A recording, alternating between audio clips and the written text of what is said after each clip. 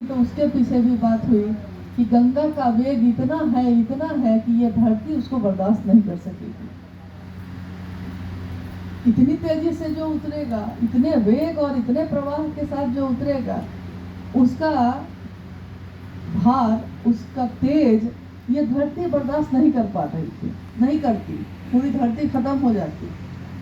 तो वो महादेव के पास गए और महादेव ने उनकी प्रार्थना सुनकर माँ गंगा को अपनी जटाओं में लपेट लिया। कहानी यही कहती है। किसी न किसी ने तो ये लिखा होगा, किसी ने किसी को सुनाया होगा। जटाओं में लपेट लिया, यानी एक गंगा का वेग ये धरती बर्दाश्त नहीं कर सकती थी, और सीधे शिव का वेग कैसे बर्दाश्त करती। कभी हम लोग सोचे इसे कि एक नदी, माँ गंगा जिनको हम कहते हैं, उनका प्रवाह इतना तेज है कि वो धरती बर्दाश्त नहीं करती, खत्म हो जाती, और उनको जटाओं में से उन्हें लपेट लिया।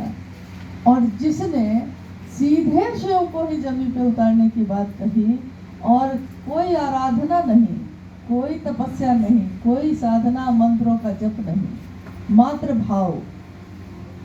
क्योंकि ये सारे कर्म कांड करके भी अगर भाव शामिल नहीं है तो सारी चीजें व्यर्थ हैं। हम सारा आयोजन कर दें, हम सारी सजावट कर दें, लेकिन अगर मेरे मन में आपके लिए प्रेम नहीं है तो सारी सजावट व्यर्थ है। किसी पत्नी से कहिए, पूछिए कि अगर उसका पति उसको, मान लीजिए वो कहती है कि पति तो प्रेम करता है, उसके लिए घर बनवा दे, गहनों से लाद दे, कपड़े ही कपड़े दे दे, सारा सुख सुविधा दे दे, और पति का भाव नहीं दे, उस पत्नी के लिए उन चीजों का क्या मोल, उस सजावट का क्या मोल। यानी कोई भी रिश्ता जब होता है तो उसमें भाव अगर नहीं है तो सारी चीजें व्यर्थ हैं। साहब ने यही तो किया, खड़े हो गए इस विचार पे कि शिव मेरे हैं, तो पूरी दुनिया इधर से उधर हो गई, घर बाहर के लोग इधर से उधर हो गए, लेकिन वो एक जगह खड़े हो गए तो हो गए। उन्होंने रास्ता नहीं बदला, उन्होंने शिव के लिए किसी से समझौता नहीं किया, बाकी चीजों में किया, लेकिन महादेव के लिए नहीं किया। और हम आप क्या समझते हैं कि यही ना साहब जो दुबले पतले से हैं, यही ना जो कुर्ता पजामा पहन के बैठे हैं, यही ना जो पान खा रहे हैं, कोई ला दिया पान तो साहब खा लिए, गुरुभाई गुरुबान को ला दिए तो साहब खा रहे, तो यही ना साहब। यही कभी उस नंबरदार ने भी सोचा था, वही ना महादेव जो मेरे मंदिर में रहता है, जो मेरे गांव में रहता है, और जैसे ही सोचा तो नदी में डूबने लगा। अघोरी ने कहा कि रे अपने शिव को छोड़, मेरे शिव को देख।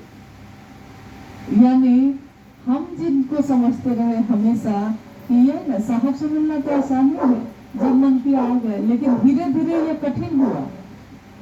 हमारे बीच कुछ गुरु भाई गुरुबान ऐसे हैं, इधर भी दिख रहे हैं, पुराने गुरु भाई लोग हैं। शुरू में जब हम सब साहब से मिलने आते रहे तो मिलना कितना सरल था, जब आए घर में बैठे बात किए, नहीं, क्योंकि उस समय उसकी जरूरत थी। लेकिन धीरे धीरे कठिन कैसे होता चला गया, धीरे धीरे हुआ कि नहीं। पटना से साहब देवघर गए, देवघर में समय निर्धारित रहता था कि इस टाइम में साहब बाहर जो पंडाल बना हुआ था उसमें आएंगे, बैठेंगे, चर्चा होगी, बात होगी, और उसके बाद धीरे धीरे व्यवस्था ये होने लगी कि फिर वो बोलने भी लगे और समय भी देने लगे। उन्होंने कहा कि मुझसे मिलना कठिन होता जाएगा, शायद महादेव से मिलना आपका आसान होगा, लेकिन हरिहरानंद से मिलना बहुत कठिन होगा।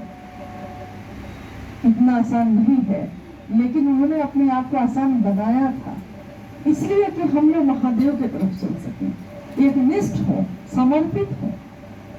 और ऐसा हुआ कि आने वाले समय में जो उन्होंने कहा चरितार्थ भी हुआ।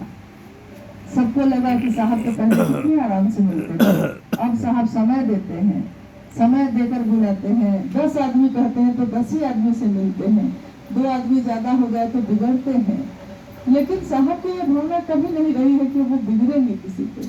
उन्होंने हमेशा ये कहा, जो हम लोगों ने सुना, जो उन्होंने कहा कि सालों से मैं सबसे महादेव की ही बात कह रहा हूँ।